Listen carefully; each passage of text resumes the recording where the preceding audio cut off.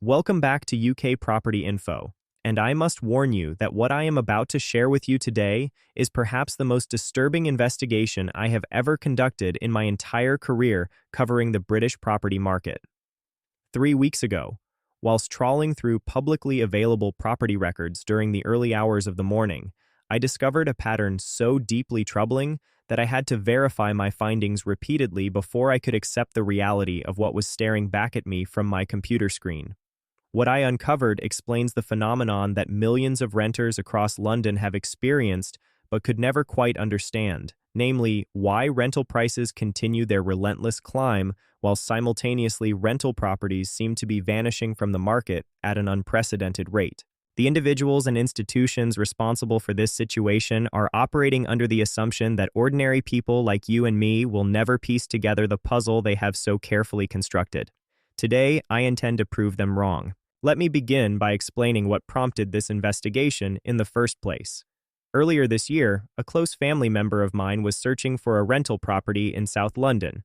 Nothing extravagant, simply a standard two-bedroom flat in a reasonably pleasant neighborhood.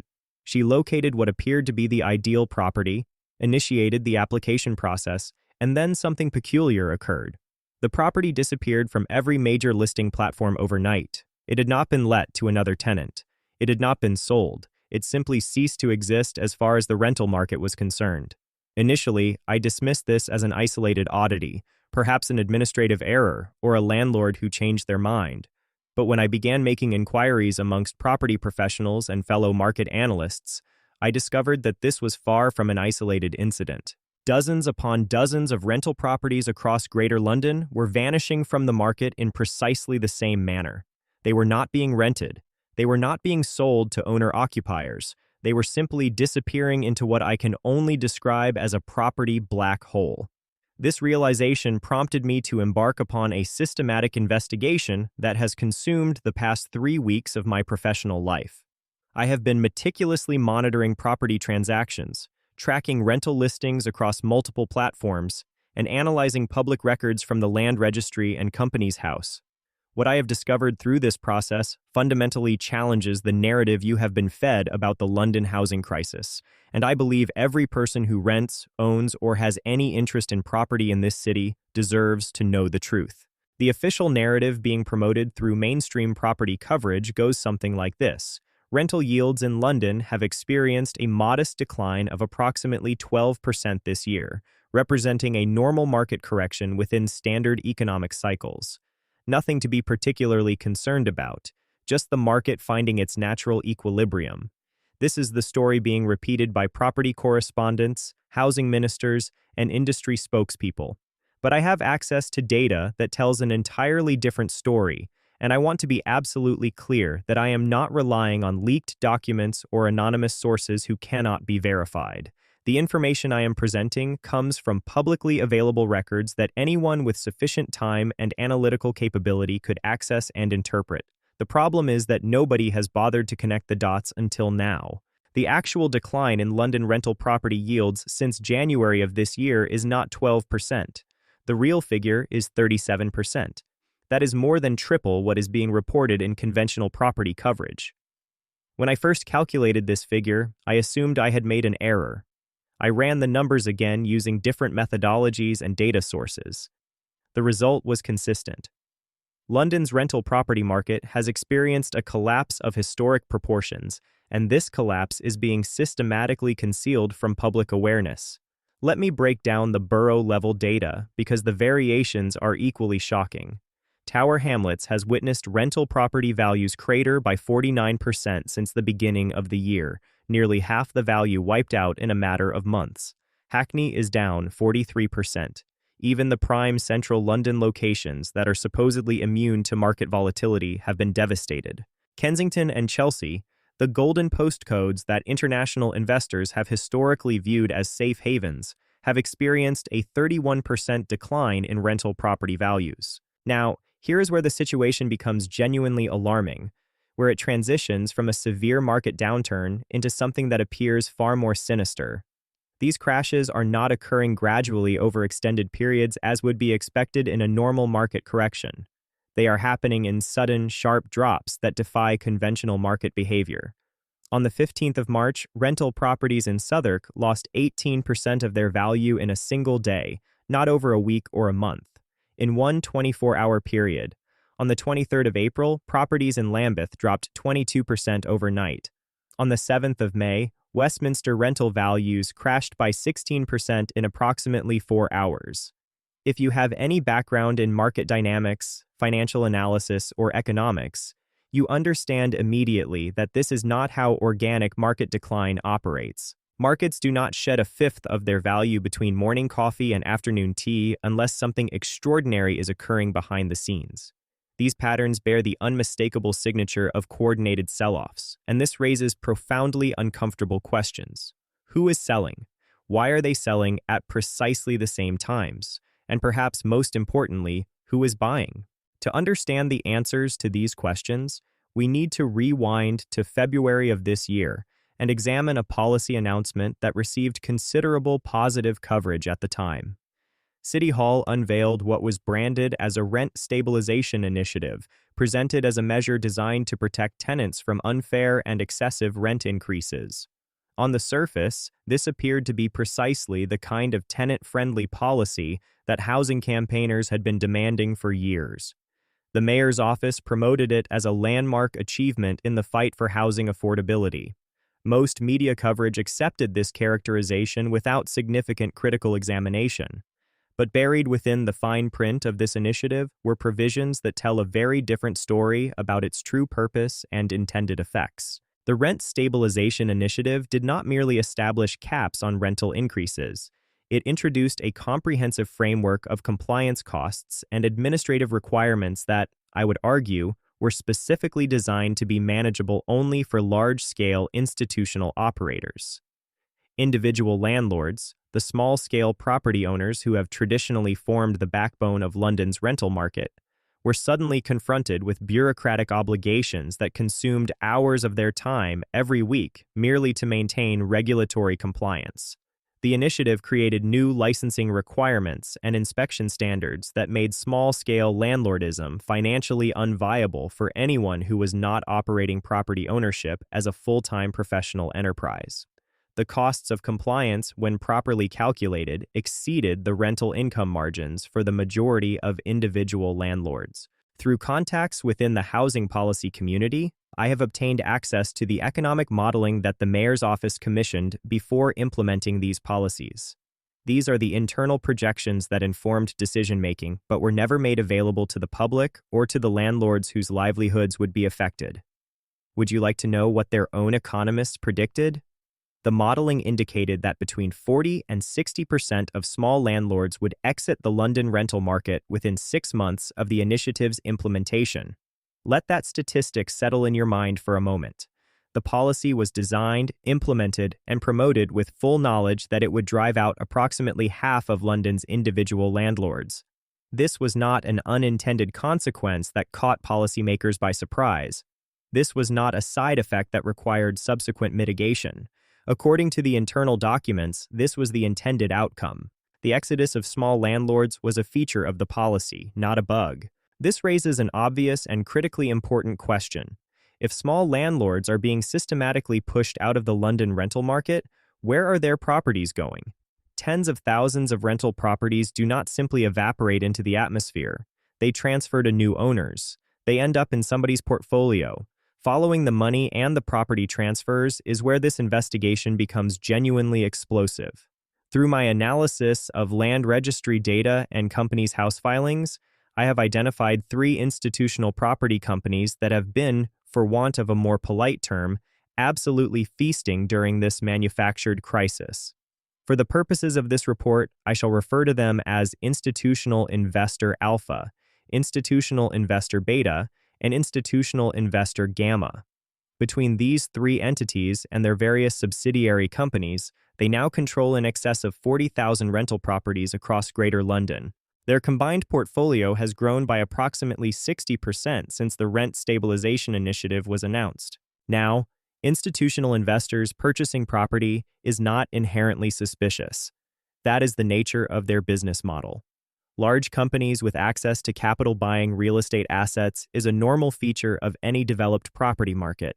but the timing and coordination of their purchases reveals a pattern that cannot be explained by normal market dynamics. I have spent the past fortnight mapping transaction patterns from land registry records, cross-referencing them with market data and company announcements. The pattern that emerges is absolutely unambiguous. On the 15th of March, the exact same day that Southwark rental properties lost 18% of their value, institutional investor Alpha purchased 347 properties in that borough. All of these transactions were completed within a 4-hour window. All of them were executed at prices reflecting the crashed values, not the prices that had prevailed the day before. On the 23rd of April, when Lambeth properties dropped 22% overnight, institutional investor Beta acquired 291 properties. Again, all transactions completed within hours of the price collapse. On the 7th of May, as Westminster Rentals lost 16% in 4 hours, institutional investor Gamma purchased 412 properties across the borough. One coincidence of timing might be dismissed as happenstance. Two such coincidences begin to strain credulity. 3 identical patterns of perfectly timed bulk purchases on the exact days of major price crashes constitute something that I can only describe as coordination. These institutional investors are acquiring distressed properties at fire sale prices on precisely the same days that values are collapsing. They are not reacting to market crashes after the fact. They appear to know when crashes will occur and position themselves to benefit from them. But the revelation that genuinely made my blood run cold came when I examined the public records of who had been advising the mayor's office during the development of the rent stabilization policies. The meeting minutes, which are technically public documents though not easily accessible, reveal the attendance of senior executives and representatives from all 3 of the institutional investors I have identified. The very companies that have benefited most spectacularly from the policy helped to design it. They sat in meetings where the compliance requirements were crafted. They provided input on the licensing frameworks and inspection standards. They shaped policies that they knew would make small landlordism economically unviable. And then they deployed their substantial cash reserves to purchase properties from the landlords who could not survive under the regulatory regime they had helped to create, acquiring those properties at massive discounts during market crashes that their own coordinated selling appears to have triggered.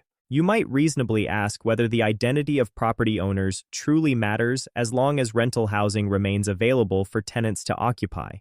If institutional investors are simply replacing individual landlords, perhaps the net effect on housing availability is neutral. This would be a fair question if we were discussing a normal competitive market with multiple operators competing for tenants. But that is not the market structure being created through these coordinated acquisitions. What is emerging is market concentration on a scale that London has never previously experienced. A small number of institutional players are accumulating dominant market share across the rental sector, and the implications for tenants are profoundly concerning. Through industry contacts, I have obtained access to strategic planning documents from these institutional investors, materials that outline their long-term vision for London's rental market once they have achieved sufficient market dominance. The plans described in these documents should alarm anyone who currently rents or expects to rent property in London in the future. They are developing dynamic pricing systems, algorithmic approaches that will adjust your rent in real time based on demand patterns, local events, seasonal factors, and proprietary data about what the market will bear. Imagine surge pricing applied to your housing costs. Your rent potentially fluctuating based on whether there is a concert nearby or whether it is a holiday weekend. They are investing in behavioral monitoring technologies, systems that track tenant activities and adjust rental terms based on lifestyle patterns. How often you are home, how many visitors you receive, what amenities you utilize. All of this data feeding into algorithms that determine your rental costs and conditions. They are planning integrated service packages that would require tenants to purchase utilities, broadband internet, and insurance products from corporate subsidiaries, creating additional revenue streams whilst reducing tenant choice and flexibility. But the most alarming aspect of these strategic plans is not merely what these corporations intend to do with the properties they control. It is what they are planning to do with housing policy itself. I have seen draft legislation prepared by legal teams working for these institutional investors that would make individual property ownership in London virtually impossible for ordinary citizens. The proposals include licensing requirements with fee structures that would cost more than average annual salaries to maintain, compliance standards that mandate commercial-grade property management systems beyond the reach of individual owners, taxation structures specifically engineered to make small-scale property investment economically irrational. These are not theoretical concerns or alarmist speculation. These are documented policy proposals that lobbyists connected to these institutional investors are actively promoting to sympathetic political contacts. And the evidence suggests that the same political office that implemented the rent stabilization initiative is receptive to these proposals.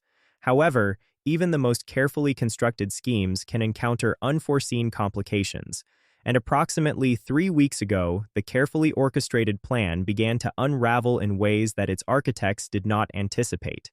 A major international investment fund, which served as the primary capital source for the institutional investors I have been describing, made an unexpected strategic decision. They chose to exit their London property exposure entirely, dumping their complete portfolio onto the market. Approximately 12,000 rental properties flooded the market simultaneously from this single source. This was not a gradual divestment or an orderly wind-down of positions. This was a fire sale that destabilized the entire framework that had been constructed. The consequences cascaded rapidly through the interconnected web of institutional property ownership. When the major fund withdrew its capital, it triggered liquidity crises at the institutional investors that had been executing the coordinated purchase strategy. Companies that had been aggressively acquiring properties suddenly found themselves forced to sell instead, reversing the market dynamics that had been generating their profits. The coordinated buying that had been providing some artificial stability to the market ceased entirely. Without institutional demand absorbing properties at each new lower price level, the market entered genuine free fall. Emergency briefing documents from late autumn indicate that London rental property values dropped 15% in a single week during the peak of this crisis. Premium properties in the most desirable locations were losing value daily. The scheme that had been engineered to eliminate small landlords and consolidate market power was now threatening to destroy the entire London rental market, and the architects of this situation had no mechanism to arrest the collapse they had inadvertently triggered. The indicators of panic amongst those responsible for this situation are now visible if you know where to look. The monthly rental market reports that have historically been published automatically by City Hall have been delayed indefinitely, supposedly for data verification processes that never seem to reach completion. The property transaction databases that were previously accessible to researchers and journalists now require special permissions that applications never seem to receive. Most tellingly, the mayor's office has issued guidance to all London boroughs instructing them to cease publication of their own rental market statistics. Local councils that have traditionally provided detailed data about property values, rental yields, and market trends have been directed to classify this information as commercially sensitive and to withhold it from public access. When authorities begin actively suppressing data, it typically indicates that the data would reveal something they desperately wish to conceal. I have been forced to reconstruct the true picture of London's rental market through independent sources, estate agents who track transactions because their commission income depends upon accurate market intelligence, property management companies that need realistic valuations to advise their clients, landlord associations whose members are living through the consequences of these policies. The picture that emerges from synthesizing these independent sources is nothing short of catastrophic. London has lost more than 60,000 rental properties from its available housing stock over the past 6 months. These properties have not been demolished or converted to other uses. They have been lost because individual landlords, crushed by regulatory compliance costs and unable to compete with institutional buyers during market crashes, have sold their properties and exited the market entirely. The rental stock that remains is increasingly concentrated in the portfolios of a small number of large corporations. The predictable consequences are already manifesting. Reduced choice for tenants who must accept whatever terms are offered. Higher prices as competition among landlords diminishes. a rental market that is less responsive to tenant needs and more extractive than at any point in recent memory. But something is happening that the architects of this scheme did not anticipate, and it represents perhaps the most encouraging development in this entire sorry saga. The cover-up is beginning to fracture because too many people have now witnessed the reality of what has occurred. Landlord organizations are mounting legal challenges to the rent stabilization policies, arguing that the regulatory framework was designed in bad faith to benefit specific commercial interests rather than to achieve legitimate public policy objectives. Tenant associations, despite having initially supported rent stabilization measures, are demanding explanations for the dramatic collapse in rental options and the concentration of market power among institutional landlords who are proving far less responsive than individual property owners. Members of Parliament from across the political spectrum are finally beginning to ask uncomfortable questions about the connections between policy changes and the market movements that have enriched specific companies at the expense of both small landlords and tenants. Perhaps the most effective resistance is emerging from an unexpected quarter. Estate agents and property professionals, the individuals who observe transaction patterns daily as part of their professional responsibilities, are beginning to speak out about what they have witnessed. They understand which companies are buying in coordination.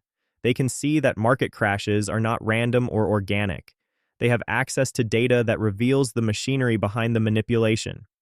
Over the past weeks, I have been contacted by more than 40 estate agents, property managers, and industry professionals who wish to contribute to exposing this situation.